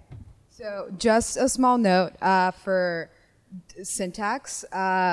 When in the example that Doug just showed, where we are using the dot, we want to instead use the arrow when we didn't declare it as a pointer, as opposed to if we do declare it as a pointer, the syntax would be star Maria dot year versus Maria arrow year. So that's just the difference between those two things. They're essentially equivalent. It's just if we had declared Maria, the struct itself, to be a pointer, this is how we would access it. But typically, the arrow notation is the shorthand notation that was created to do that, so that you wouldn't have to type that all out. So again, effectively equivalent syntactically. The one on the top is just for convenience, as dereferencing structure pointers and accessing fields is a common enough operation. Yeah. All right, so in the context of arrays, we ran into a problem, which is that if we set the size of an array in advance, we can't change it. We can't make it bigger, we can't make it smaller, and if the number of things we need to put into the array is somehow more than we expect, we're going to run into a problem. And one way to fix this problem is to introduce the concept of a linked list. Linked lists are comprised of different structures, where the structure has usually, in the case of a singly linked list, which is what we most commonly talk about, 2 fields. The first field is data. It's what you would otherwise put in an array if you had an array of that thing. So if you had an array of integers, the data structure in our linked list would be an integer. And the other thing it has is a pointer. And it's a pointer to another node.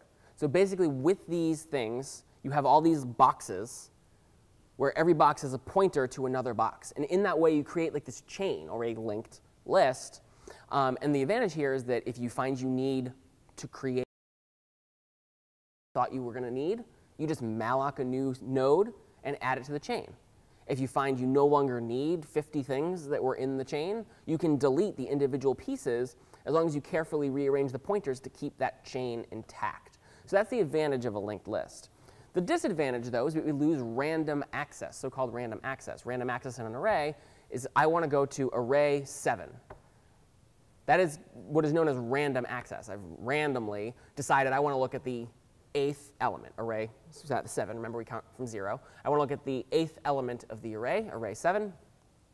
That is random access. I can't do that with a linked list. I can't say, I want to look at the 8th element of the linked list, because typically with a linked list, we only keep one pointer that we know of. The nodes are all chained together by their own pointers inside of each box, but we usually just keep a pointer to the very first one.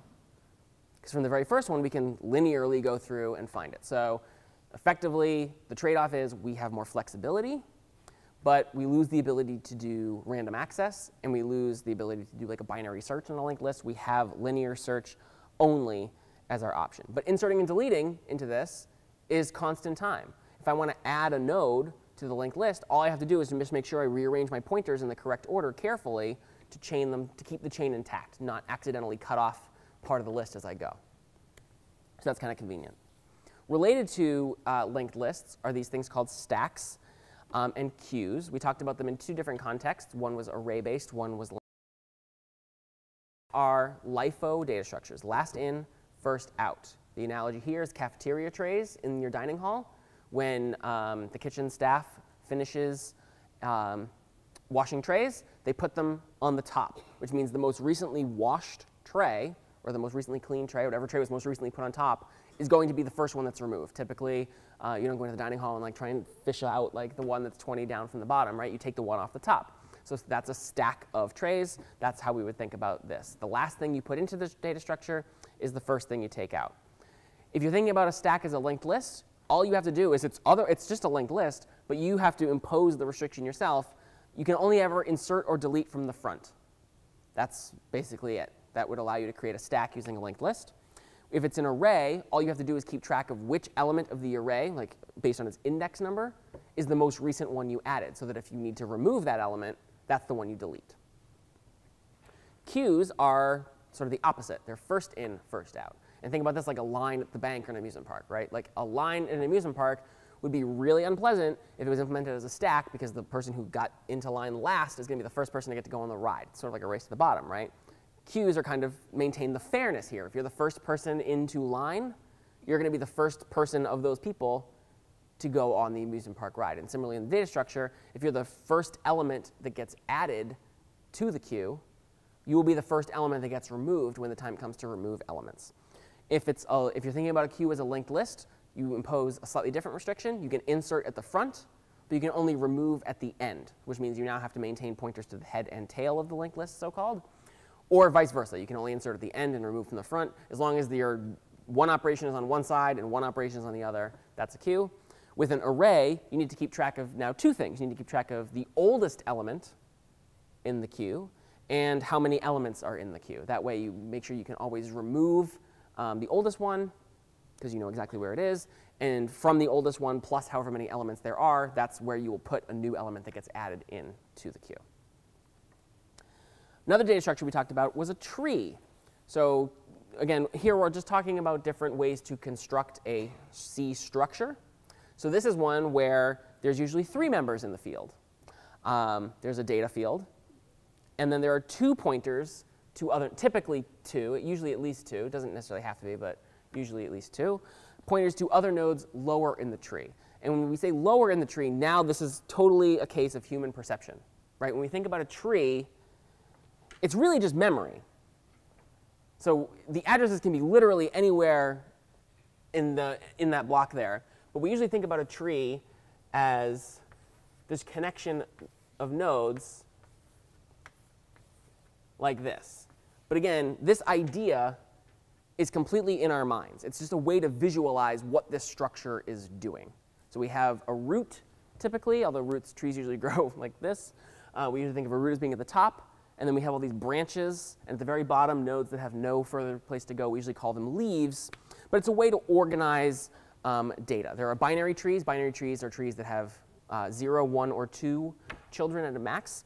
There are binary search trees where the data that you put into the tree is organized in such a way that would allow you to perform binary search on it.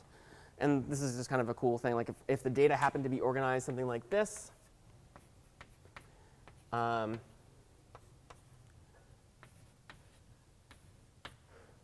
If I start at the root and I'm looking for the number 36, I'm only ever going to look to the left. Because so as the process of building the binary search tree, I'm putting stuff into the tree in the correct spot.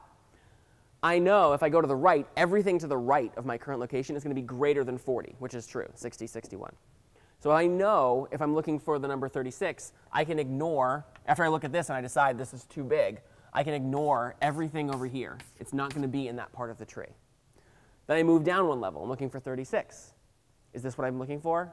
No, which means I can ignore, if it exists in the tree, it's going to be down to the right, and I can ignore everything to the left, right? Notice that if you draw sort of a vertical line at any point, everything to the left of that, no matter what level it's on, is lower. It's basically just one way to organize a tree, but it's a data structure that allows us to perform binary search using a tree instead of having to use something else. So it's kind of clever. And because of that, in a binary search tree, lookup is log n, just like it would be with binary search. All right, then we talked about hash tables. And now we're talking about stuff for pset5. Hash tables tend to be a combination of 2 things. One of them is a linked list, and the other one is an array. And typically, in a linked list, it's an array of linked lists. Excuse me, in a hash table, it's an array of linked lists. And we move data into one of those, say it's 100, it's an array of size 100, so there's 100 linked lists in it. We basically run the data through something called a hash function, which is going to take whatever data that is. It's a string, it's an image, whatever we're going to process. It's going to translate that somehow consistently into a number between 0 and 99. No randomness involved, so that if I keep giving it the same image over and over and over and over, it's always going to spit out the exact same number every single time. And that's going to tell me, so say it spits out 54. Then I'm going to go to linked list number 54 in my array, and I'm going to insert that data, a string, whatever it's going to be, into that linked list at location 54. So then I find some other piece of data, I hash it, it spits out 28. I go to location number 28. I put it in linked list number 28. Then, sort of the joy of a hash table here, if I'm trying to then find whether that data exists in the hash table, I only have to go through, I have a whole bunch of stuff. I have 100 linked lists. That's a lot of information I'm possibly storing in there. All I have to do is run that data through my hash function again, because it's consistent, it's deterministic, it's always going to give me the exact same number every single time. So it's going to say, you run this string through, oh, it's 28. I can ignore all of the other 99 linked lists because it's definitely not there. Because if it was anything else, if it spits out 28 now, it would spit out 28 earlier when I put the data in there in the first place. So I know it's not in any one of those 99 linked lists. So I can just look through linked list 28. Now granted, since it's a linked list, if I'm doing a search, I still have to look through linearly. So my my lookup is still O of n, but it's really kind of O of n divided by 100. At the end of the day, we don't care about constants when we're talking about big O notation. But in the real world, these constants actually make a difference. This is really 100 times faster than if I had in it, if I'm looking for it. I've now divided my problem by 100. Theoretically, that constant doesn't matter. But in the real world, that actually makes a difference. And that's why on the big board for pset5, for hash tables, you'll find that people had different run times because they were changing how many buckets there were in the hash table. So they were changing how much they were dividing n by. Or maybe their hash function was more efficient or slower or faster or whatever. But one of the big factors there is, what did you divide n by when you were putting information into the hash table? And because we're basically just inserting into a linked list, insertion can still be O of 1. Tries are a special case of a tree. Tries tend to have a lot of children, usually an array of children. Insertion and deletion in a try are constant time, O of 1. Lookup and search in a try is also O of 1. The trade-off here, as is typically the case in computer science, there's always a trade-off, is that tries are enormous. If you look at the big board, you can usually tell who implemented a try because their solution probably takes up like 82.2 or so megabytes worth of space. That's usually a good clue that that person has implemented the spell checker in pset5 with a try, because each of those nodes is so big, and as they're going through, chaining these nodes together, and in the case of a try, we're using the letter of, in pset5, we're using the letter of a word to determine which of the 27 children to go down to try and find out whether the word exists in the try. That's just a lot of stuff. That's a lot of nodes that you have to create and a lot of potentially null pointers to things that will never exist. So there's just a lot of wasted space in a try. But your speed can be a bit faster at the cost of it taking more time to construct it typically. The time to look things up is pretty quick, just bounded by the length of your data. If you're looking for a 4-character word, it's going to take no more than 4 operations to figure out whether your word exists in the try. All right, almost there.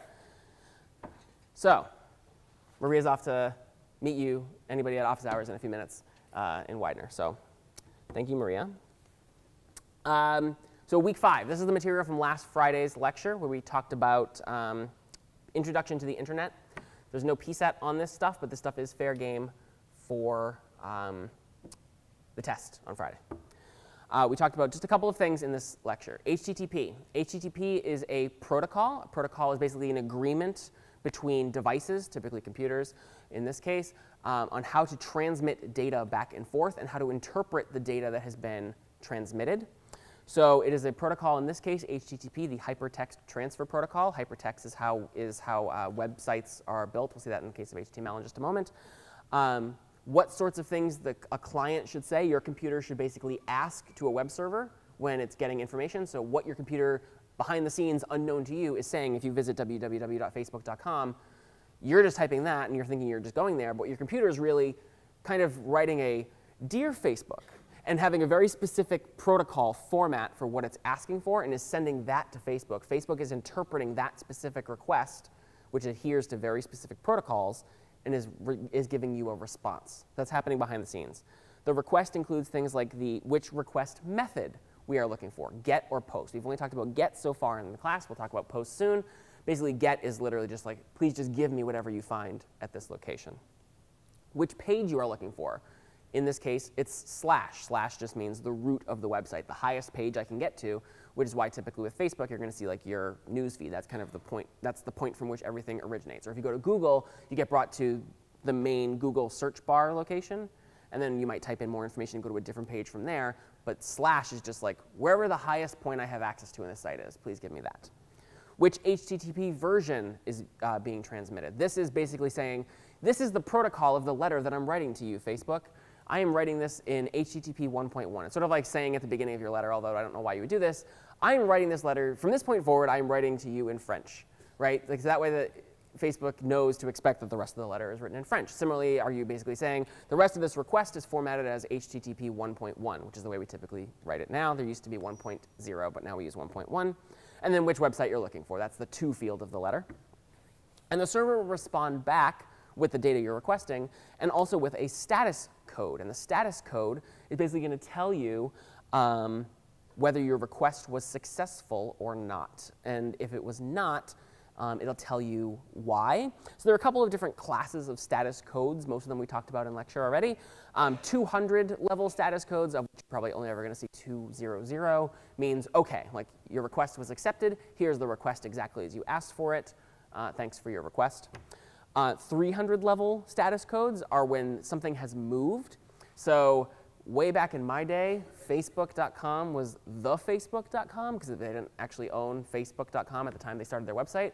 But eventually they bought that domain. But anybody who was using the site at that time, which is like 2006 or 7 or something, were still typing thefacebook.com to go to Facebook. They might instead get a 301 response code, which would say, the Facebook has moved to facebook.com. Please update your, and the browser would update this information so you didn't have to keep track of it. But it would basically be a way to tell you, like, here's your request. We're gonna give you the request that you asked for. But just know that in the future, address should be request to this address instead. It's sort of like a mail forwarding address almost if you move and you tell people where to send your mail. 400 level status codes are something has gone wrong with what you just did.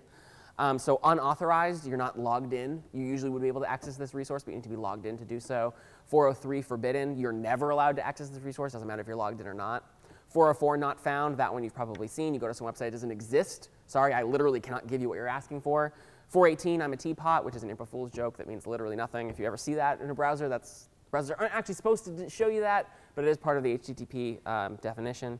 And then 500 level response codes are when something on the server has gone wrong. There's the generic 500 internal server error, which tells you literally nothing about why the server has gone wrong, but it gives you a clue that, sorry, we can't help you because something's screwed up on our side. 503, service unavailable, might be because the site is being attacked by something called the denial of service request, where basically so many people are trying to access the site at once that it just crashes. Like it's like you're trying to catch all of the trash in the Scratch program from like week 0, right? But you just can't move fast enough to get everything, and so you kind of eventually just throw your hands up and say, you know what? No, like try again in a minute. That's basically what 503 is. It's like you're scrambling, the server's trying to process all the requests, but it just can't do it. IP addresses we talked about. IP addresses are how you uniquely, quote unquote, identify yourself on the World Wide Web. We've reached the point where IPv4, which is the IP address system we've always used, has just about, if not has, run out of addresses. And so we have developed this sort of private public address system to deal with it. But in general, for purposes of this class, know that your IP address is basically where you live on the internet. So I live at address 1.2.3.4 or something, right? Like that's where you can find this computer. That's usually not the case. Now that address is usually assigned to your home's router, so it can kind of process all of the requests coming into your house, even though you have your phone and your laptop and your sister's laptop and your sister's phone and your parents' computer and all these other things. Like you have like 40 devices in your house that all kind of temporarily share one address, and you have another set of IP addresses within your house called private IPs. But it basically tells where you live. DHCP is the protocol that assigns these IP addresses to you, typically your internet service provider. Maybe it's like Comcast or something, has a block of addresses that they can give out. DHCP is how they give one to you and say this one is yours for now. And then we can use tools like traceroute to actually figure out the IP addresses of where our requests go. If I make a request to some server in Japan, it's not like me, I don't have like a physical connection from this computer. I don't have any physical connections to anything. It's wireless, but I don't have a physical connection or a wireless connection to Japan right now. I have to go to that router right there, which then connects to another router somewhere else in the Science Center, which connects to something, like, right, there's these paths, these steps it has to jump down, passing my request from one place to another, sort of like going from post office to post office to post office, and then it's crossing the ocean and so on. Traceroute basically shows you the path that it took to get there and the path that it takes to come back, which is kind of interesting if you're looking at it. TCP, Transfer Control Protocol. That basically says, so your computer does a lot of things. Go figure, right? Right now, this is projecting a slideshow, but I'm probably also getting emails, and I'm probably also getting Slack messages, and I'm probably also doing a bunch of other things. And maybe I'm one of those people who mines for Bitcoin or something, and I have a Bitcoin miner running on my computer, right? Like they're all running. I'm running a bunch of different services, and each of those services is anyone that talks to the outside world is allocated a specific port number, is what we usually call it. And messages to a specific port number might have another special protocol or another way that they will talk. So HTTP, the way websites talk to another, is not only IP address to IP address, but it's IP address port 80 to IP address port 80. So I'm going to send HTTP requests to this address at location 80. I'm sending HTTPS requests, secure HTTP requests. I'm sending those to port 443. If I'm sending an email, literally from my, not using like Google, but like I'm literally sending an electronic message from my computer to another computer, I'm using SMTP 587, and so on. So TCP allows us to direct specific kinds of requests to specific ports or locations on a computer. And it also kinds of organizes the data for you. It effectively organizes them into numbered packets, because if I have a huge email that I'm sending you with like a 5 megabyte PDF attachment, it's not going to try and like send that in one big chunk, because if it fails, it's going to have to send it again. And that's a lot of data to transfer if you fail. So it breaks it out into like a lot of pieces in the case of a 5 megabyte PDF. And we'll try and send all of them. And they basically have numbers on them that shows you how to reattach all these pieces when they arrive in whatever order they arrive in. Almost there. So HTML, the hypertext markup language. HTML is how websites are built, basically. It describes the structure of a page, why things are on the left, why things are on the right, why things are on top, on the bottom. It also contains the content for the web page. You basically use tags to delineate the beginning and ends of areas. So I can have body tags, one at the beginning, one at the end. Everything between them is the body of my web page. I might have another tag called the title tag, which is what would show up if I was in a Google Chrome or whatever browser right now, is what would basically show up at the top of the window telling me the name of the website that I'm visiting. That would be in between title tags. So HTML is the content of your web page. CSS is the look and aesthetics of it. You can use things called selectors and attributes to either change the look and feel of your entire website, or change specific parts of your website, or change only this section, or only the body tag, or so on and so forth. So HTML is for content. CSS is for aesthetics on your website. I know that's a lot of me talking. Thank you for coming by, and good luck on the test. We will see you hopefully on Friday for lecture. Have a good night.